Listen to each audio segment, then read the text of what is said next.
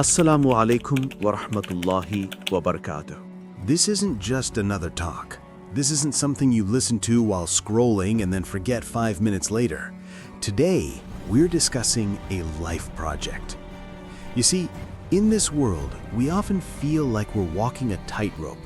We worry about our health, our finances, and our failures. But what if I told you there's a door?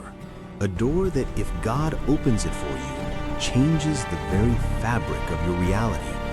Once you step through, you don't just walk through life, you are carried through it. We aren't talking about luck or coincidence. We are talking about your ultimate armor, your secret strength, and your spiritual oxygen. We are talking about Ma'iyah, the profound, intimate witness of God. Now, if you look at the language of the heart, being with someone usually means sitting next to them. But when we say God is with his servant, it's far deeper. Scholars like Ibn Taymiyyah and Al-Dhahabi explained that God's presence has two levels. The general presence. God sees everything. He knows the count of the leaves on the trees and the secrets in your chest. No one is outside his knowledge. The special presence. This is the VIP connection. This is the presence reserved for the patient, the truthful, and the broken-hearted. When God is with you in this special way, it doesn't mean he has lowered himself from his majesty. It means he has extended his hand of support into your specific details. It means that when you move, he guides your hand. When you speak, he guards your tongue.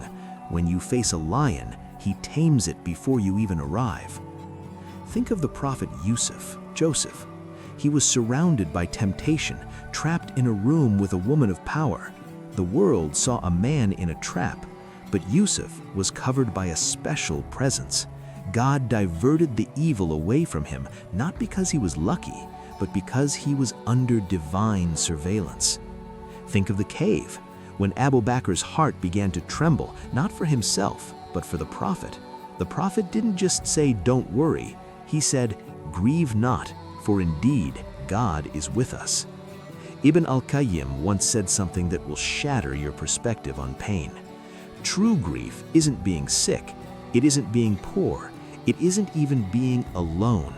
True grief is when a trial hits you and you have to face it without the witness of God.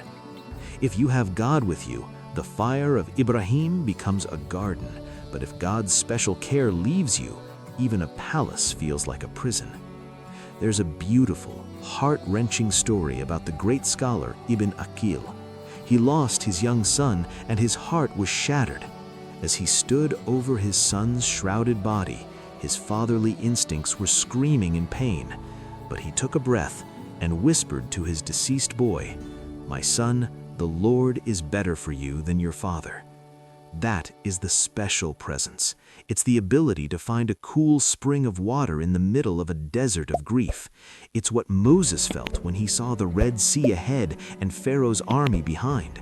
His people panicked, but Moses had a different GPS. He said, "Nay, indeed my Lord is with me. He will guide me."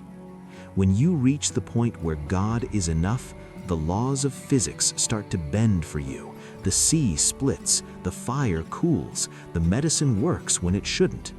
So how do you earn this? How do you make God your personal protector? The answer is simple but deep. Protect God in your heart, and he will protect you. Stay with him in the quiet moments, in your prayer, in your honesty, in your hidden charity, in your patience when life treats you unfairly. When the world raises its hands against you, remember the words given to Ibrahim in the air. "Do you need anything?" the angel asked. Ibrahim replied, "From you, no. From God, everything." If God is with you, you have won the lottery of both worlds. May God fill our hearts with his love, guard our steps with his presence, and make us the richest of people through our need for him.